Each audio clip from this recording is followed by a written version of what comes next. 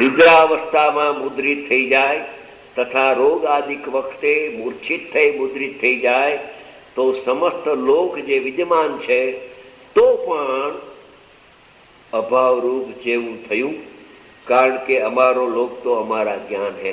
हम तो ज्ञान पर नजर रखता है, ज्ञान पर नजर रखते हैं तो लोकालोक क्या कोई भी प्रतिभास होए, हमारा लक्ष्य ज्ञेय पर नहीं है, ज्ञाकार ज्ञान पर नहीं है, ज्ञानाकार ज्ञान पर है। तो ज्ञान ही दिखता है और कोई दिखता है नहीं। ऐसी मस्ती चढ़ जाती है ज्ञानी को।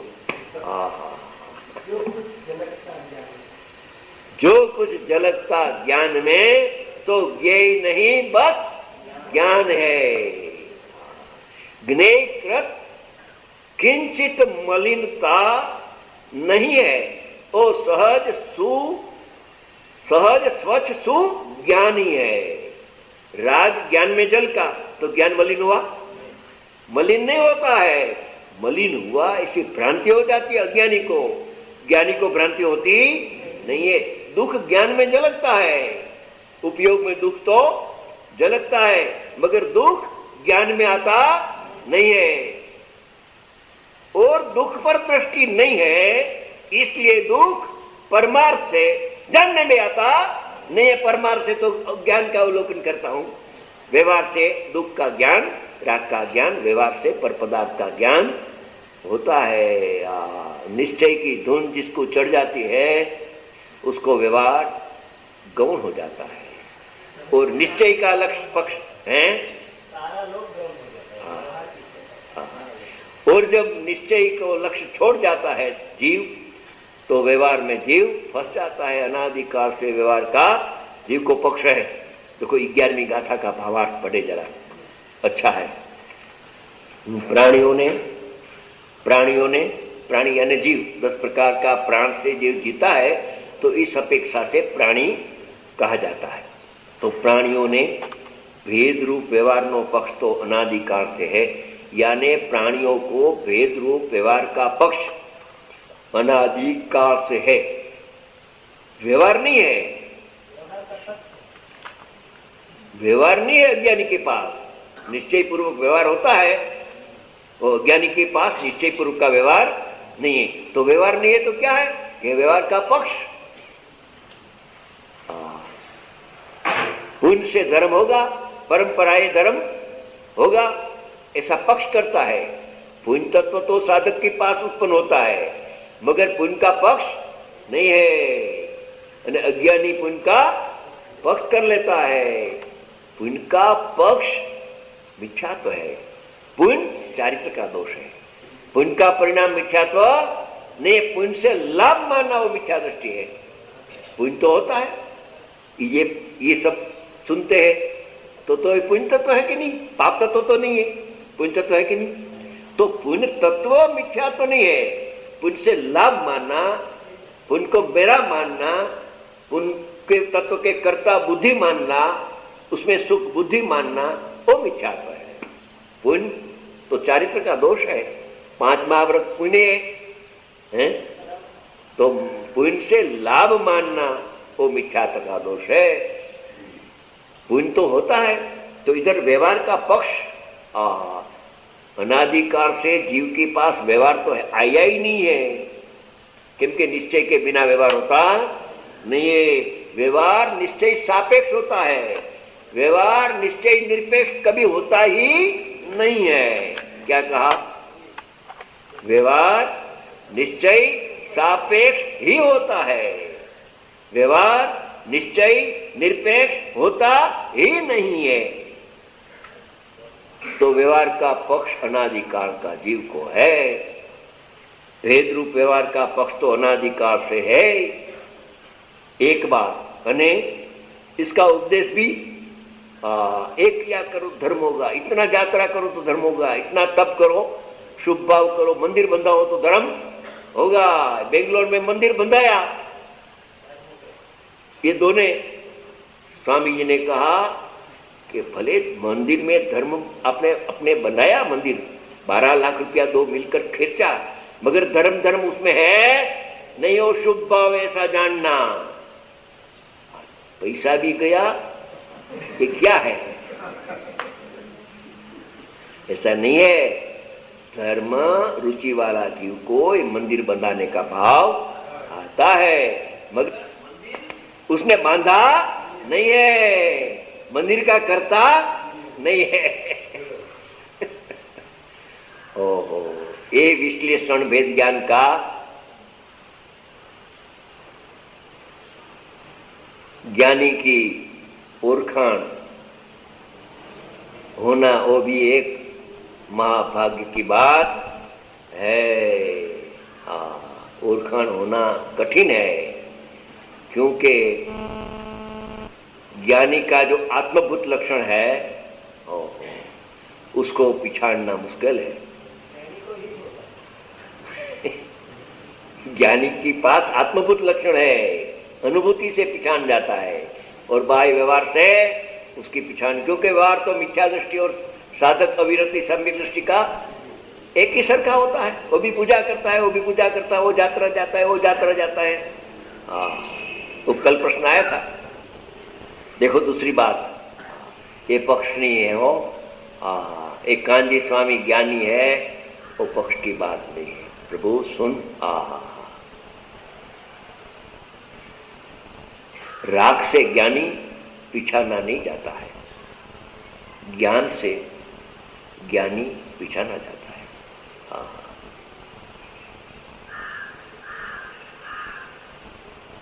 कहे प्राणियों ने भेद रूप व्यवहार का पक्ष तो अनादिकाल का है, शुभ भाव से करते करते मोक्ष हो जाएगा, और शास्त्र पढ़ते पढ़ते ज्ञान हो जाएगा, वो भी व्यवहार का पक्ष है।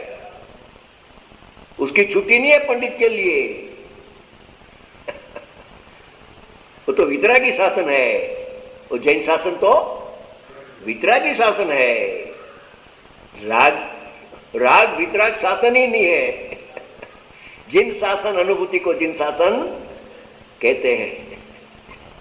भेद रूप व्यवहार अनादिकाल अने उपदेश, पण उसका उपदेश, व्यवहार का उपदेश बहुधा सर्व प्राणियों परस्पर करे है। परस्पर ऐसा करना, हाँ बराबर है।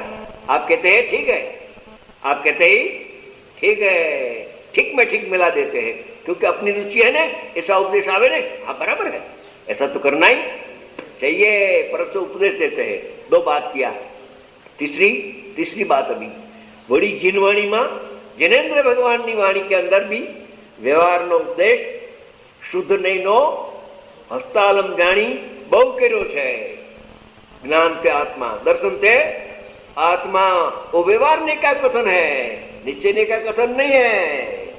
वो ज्ञान को आत्मा मानना वो व्यवहार का पक्ष है, ज्ञान को आत्मा जानना और निश्चय का पक्ष और पक्षातिक्रांत है उसमें।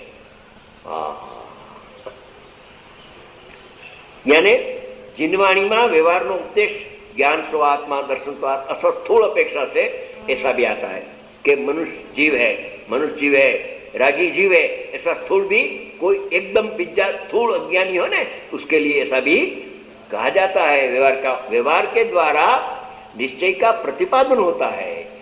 दूसरा तो उपाय, क्योंकि निश्चय तो वचनातीत है, निश्चय तो वचनातीत है। तो जिनवाणी में व्यवहार नो उपदेश शुद्ध नहीं का अवतारम जानी, सहायक जानी बहु कर्यो छे, पण उसका फल 3 बात अभी टोटल लगा दिया। उसका फल संसार ज है, उसका फल मिथ्यात्व ज है। संसार यानी हाँ मिथ्यात्व ही है। मिथ्यात्व कहो के संसार कहो एक ही बात है। अभी दूसरा शुद्ध नहीं नो पक्ष तो 2 मिनट है। शुद्ध नहीं का पक्ष तो कभी आया ही नहीं है। जीव को शुद्ध नहीं का पक्ष कभी आया नहीं, अर्थात शुद्ध आत्मा का अनुभव कभी हुआ ही नहीं है। अने नो उपदेश पण विरल है।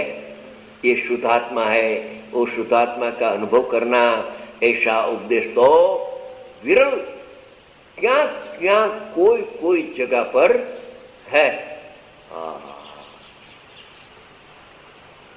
वो पटार जी ने भी कल बातचीत में आया था कि ये बहुत साल से 11वीं शताब्दी के बाद ये जो साधना की प्रक्रिया थी वो नष्ट होती जाती चली, वो ऐसा ही हो गया, अंधकार हो गया, अंधकार हो गया।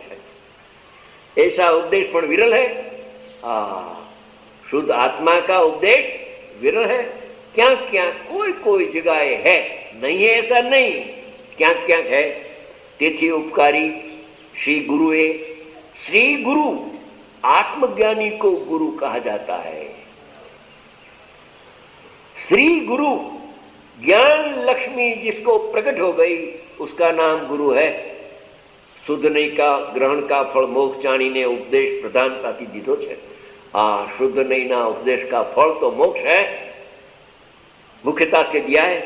शुद्ध नहीं भूतार्थ है, सत्यार्थ है, नो आश्रय करवासी समय दृष्टि हो जाता है। अभी एक मिनट के अंदर दूसरा बात बताता हूं कि जयचंद पंडित हो गया ने, उसने ये शास्त्र पूरा करने के बाद अपनी वेदना लिखी, उसने अपनी वेदना लिख दिया। क्या लिखा देखो,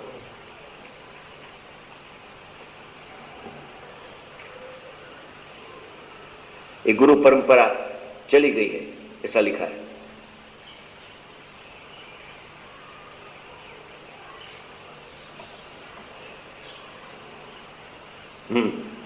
पानु 628 है।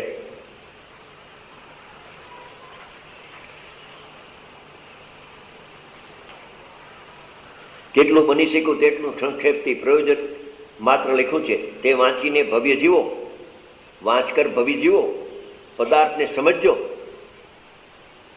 कोई अर्थ में हीनाधिकता होय, कोई मात्रा में, व्याकरण में, तो बुद्धिमानो मूल ग्रंथ मांथी जेम हो तेम यथार्थ समझी लेजो। आ ग्रंथना यानी समय सार का ग्रंथ है जो शास्त्र, उसका गुरु संप्रदाय नो, गुरु परंपरागत उपदेश नो व्यवच्छेद थई गयो छे। आहा, ये शुद्ध आत्मा की वार्ता व्यवच्छेद हो गया है। માટે જેટલો બની શકે તેટલો યથાશક્તિ અભ્યાસ થઈ શકે છે। તો પણ જેઓ સ્યાદવાદમય જીન મતની આજ્ઞા માને છે તેમને વિપરીત સિદ્ધાંત થતો નથી। ક્યાંક અર્થનું અન્યથા સમજવું પણ થઈ જાય તો વિશેષ બુદ્ધિમાનનું નિમિત્ત મળે, યથાર્થ સમજી જાય છે, યથાર્થ થઈ જાય છે। જીન મતની શ્રદ્ધાવાળો હઠાગ્રહી હોતો નથી। हो गया टाइम, 2 मिनट ज्यादा हो गया।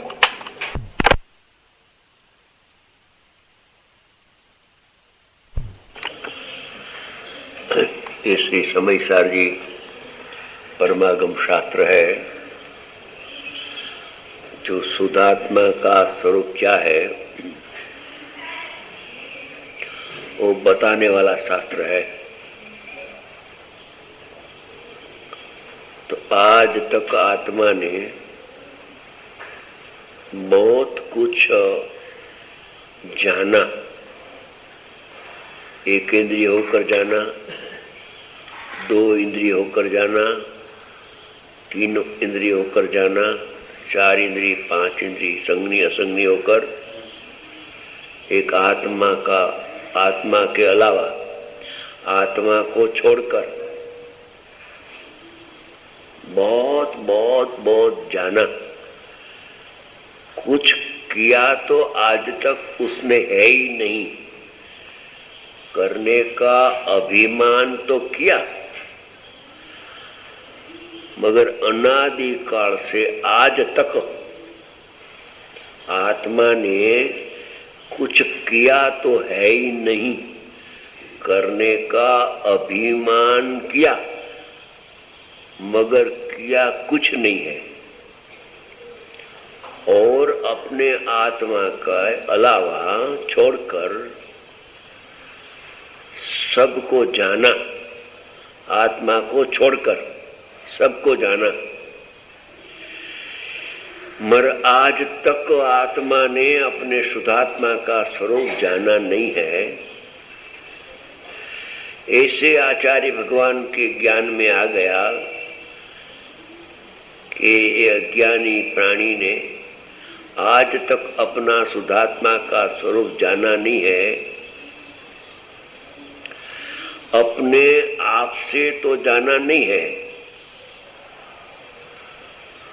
मगर मैंने मेरा स्वरूप जान लिया है तो ऐसा स्वरूप दूसरा भी जाने, शुद्ध आत्मा को पहचाने, शुद्ध आत्मा को अनुभवे।